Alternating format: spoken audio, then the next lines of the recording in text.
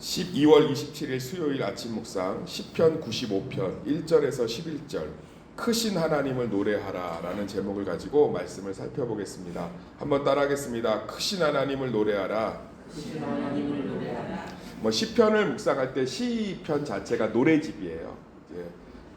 이 당시에 이렇게 음표가 없기 때문에 어떤 음률로 이것들을 노래했는지 모르지만 요즘은 참 유튜브가 생겨서 감사한 게 이런 유대인들에게 전통으로 흘러오는, 우리 같으면 국악이죠, 판소리나, 그렇게 이제 시편의 한 구절들을 자신들이 어떻게 조상들에게서 물려받았는지 음색들이나 그 노래들이 유튜브에 잘 나와 있는데 들어보면 참 구슬프고 참 우리 정서하고도 잘 맞아요. 그래서 참 한 번씩 들어보시면 좋습니다. 그런데 시편 95편 1절에서 11절도 유대인들이 자주 노래로 부르고 찬양하는 시 중에 하나입니다.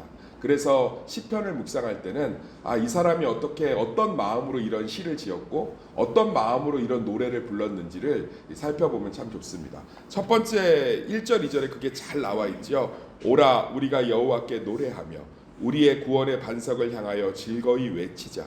우리가 감사함으로 그 앞에 나아가며 시를 지어 즐거이 그를 노래하자. 뭔가 기쁜 일이 벌어진 거예요. 그죠? 노래하자.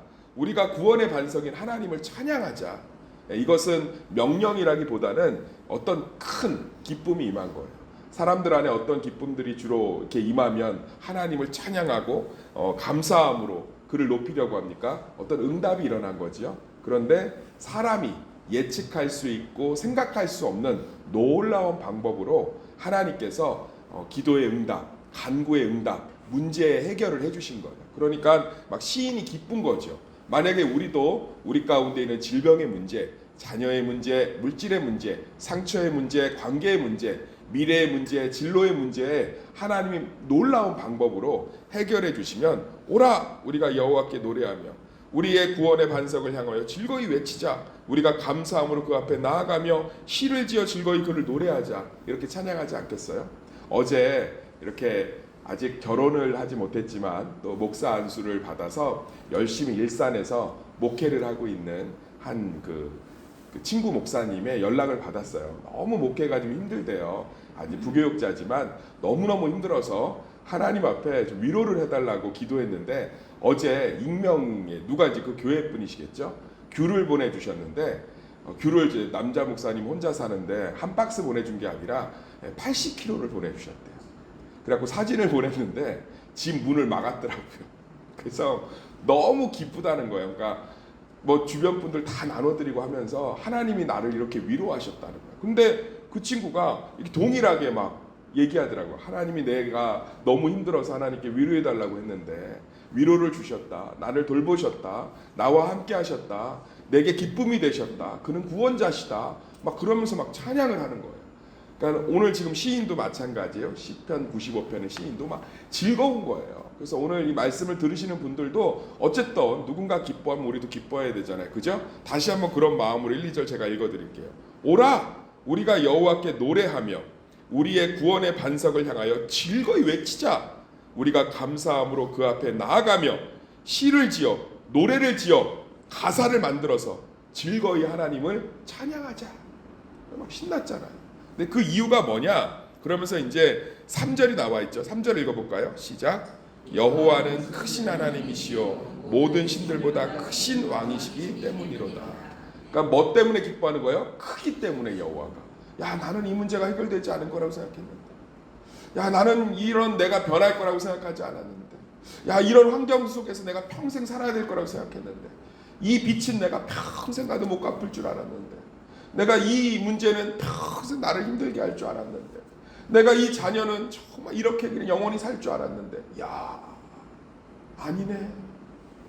여호와가 크시구나. 야, 내가 믿음이 없었구나. 여호와는 크신 하나님이시여 모든 신들보다, 모든 문제보다, 모든 환경보다, 모든 상황보다 크시기 때문이로다. 오늘 시편 기자가 왜 그렇게 시인이 기쁜 거예요? 하나님이 내가 생각할 수 없는 방법으로, 내가 볼 때는 이 문제가 해결될 수 없는데 하나님이 해결하셨기 때문인 줄 믿습니다. 하나님이 우리 문제를 왜 해결하는지 아세요? 영광 받고 싶으셔서. 그래서 반드시 해결하실 줄 믿습니다. 그럴 때 우리는 기쁨으로 찬양하는 거예요. 저는 그런 거 별로 이렇게 좋아하잖아요. 뭐 하나님을 우리 마음을 들여서 찬양해야 됩니다. 명령 되겠어요? 기쁘지가 않은데 뭐 끄집어낸다고 됩니까? 그런데 우리가 하나님을 경험하면 경험할수록, 하나님을 알면 알수록 우리 삶 가운데 매일매일 이런 시편 95편의 찬양이 터져나올 줄 믿습니다. 하나님은 크시기 때문에. 그러면서 갑자기 7절부터 11절까지는 신명기의 한 말씀을 인용하고 있는 것 같아요. 그게 뭐냐면 그냥 갑자기 화자가 바뀌어요. 하나님으로. 그러면서 여기 보면 그때 너희 조상들이 내가 행한 일을 보고서도 나를 시험하고 조사하였도다 이러면서 하나님의 말씀을 그대로 인용하고 있습니다. 여기서 나오는 중요한 단어가 무리바하고 맞사예요. 따라합시다. 무리바, 맞사. 무리바가 무슨 뜻이냐면 싸웠다는 얘기고, 맞사가 무슨 얘기냐면 유혹했다는 얘기예요. 그러니까 무슨 얘기냐면 이스라엘 백성들이 광야 40년 동안 하나님의 만나와 메추라기를 아침마다 경험하고 불기둥과 구름기둥을 매일 경험하고 의복이 헤어지지 않는 기적을 경험하고 자신들의 소떼와 아이들이 질병에 걸리지 않은 것을 매일 40년 동안 경험하면서도 하나님을 믿지 못해서 의심하고 두려워하고 넘어지고 걱정하고 염려하고 싸우고 그랬다는 거예요.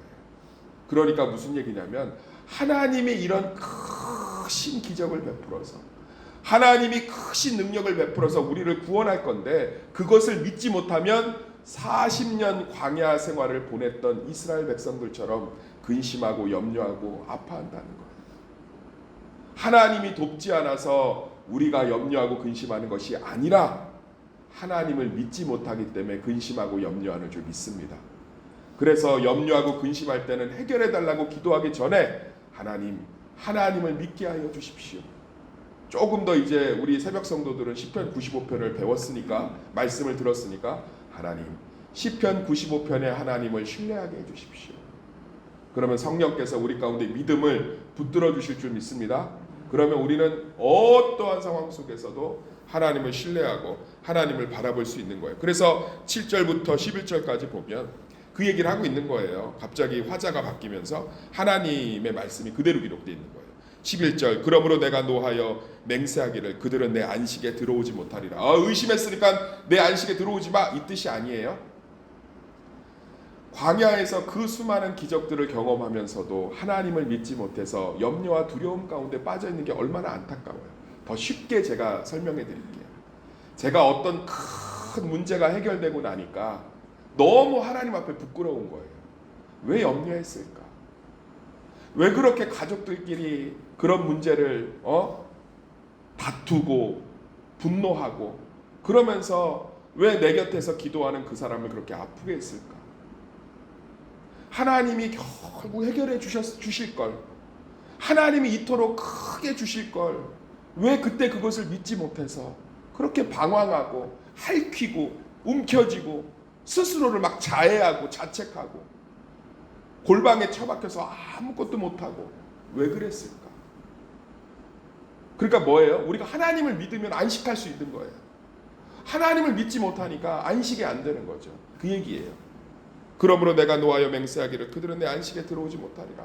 가나안 땅도 하나님이 다 열어주실 것이요, 홍해도 다 갈라주실 것이요, 짠물도 다 단물로 바꿔주실 것이요, 불뱀에 물려도 다 치료해 주실 것이요, 먹을 것이 없어도 아침에는 만나로 저녁에는 메추라기로 먹을 것이요, 더우면 구름기둥으로 추우면 불기둥으로 다 인도하실 건데 그것을 믿지 못해서 40년 동안 전전긍긍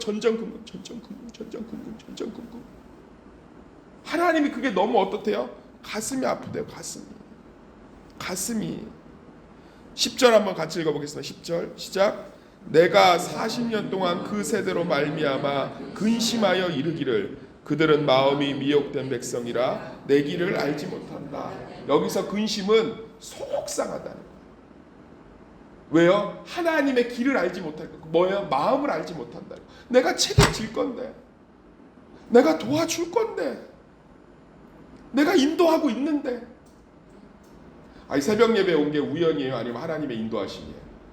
우리 만나 메추라기 먹고 있는 거예요. 할렐루야. 우리가 구원받았다는 거 예수님이 믿어져요? 안 믿어져요? 믿어지잖아요. 밖에 있는 사람들 아무도 안 믿어요. 그게 바로 불기둥 구름기둥이에요. 우리 기적을 맨날 보고 있어요.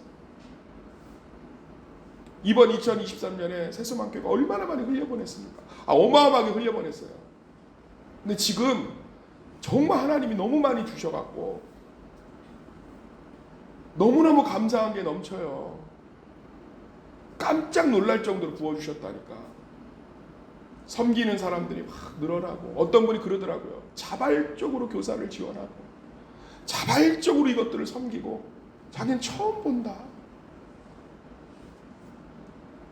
사랑하는 성도님들, 하나님이 지금도 살아서 역사하시는데 우리도 광야로 가면 똑같았던 거예요. 천막만 열면 불기둥이 보이고, 천막만 나와서 이제 뭐 얼굴이라도 세수라도 하려고 하면 구름기둥이 보이고, 만나가 매일 아침 먹으면서도 불평, 원망, 근심, 짜증, 우울, 가족끼리 핥히고 막 못에 돌로 치쳐서 죽이려고 그러고.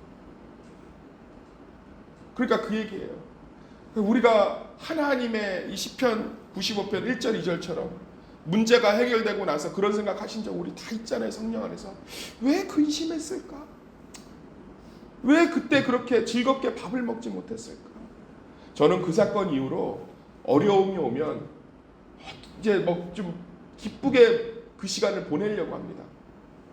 이렇게 근심하고 염려하고 골방에 처박혀서 자기 핥히고 자책하고 원망하고 숨어버리고 사람들 다 끊어내고 아무 의미가 없어요. 하나님 결국 해결하실 건데 그 시간이 너무 아깝더라고요. 하나님이 속이 막 타는 거예요. 그럴 필요 없다. 내가 해결하고 있는데 밥 먹어라. 만나 메추라기가 저는 어떻게 들리는지 아세요? 가나안 땅 인도할 거니까 밥 먹어라. 내가 가나안 땅 인도할 건데 걱정하지 말고 밥 좀 먹어라. 밥 먹어라. 불기둥 구름기둥이 그거예요. 추운 데서 따신 데서 자고 시원한 데서 애들 가르치고 살아라. 내가 가나안 땅 인도할 건데 걱정하지 마라. 의복이 헤어지지 않고 질병에 걸리지 않는 것 내가 다 책임질 거니까 좀 살아라. 사랑하는 성도님들, 시편 95편의 말씀이 우리에게 놀라운 지혜가 되기를 소망합니다. 정말로 하나님이 결국 시편 95편의 주인공으로 우리 인생을 만들어 가실 줄 믿습니다. 괜히 그 시간 낭비하지 마세요. 하나님 다 해결하실 거. 시인이 이렇게 반성하는 거예요. 이걸 기록하면서 이렇게 하나님이 크시게 역사하시고 이렇게 하나님이 놀랍게 역사하실 거 내가 뭐 하러 그랬나? 내가 뭐 하러 그 시간을 그렇게 아깝게 보냈나? 내가 왜 그렇게 그 시간을 원망하고 분노하고 왜 그랬을까? 왜 그랬을까?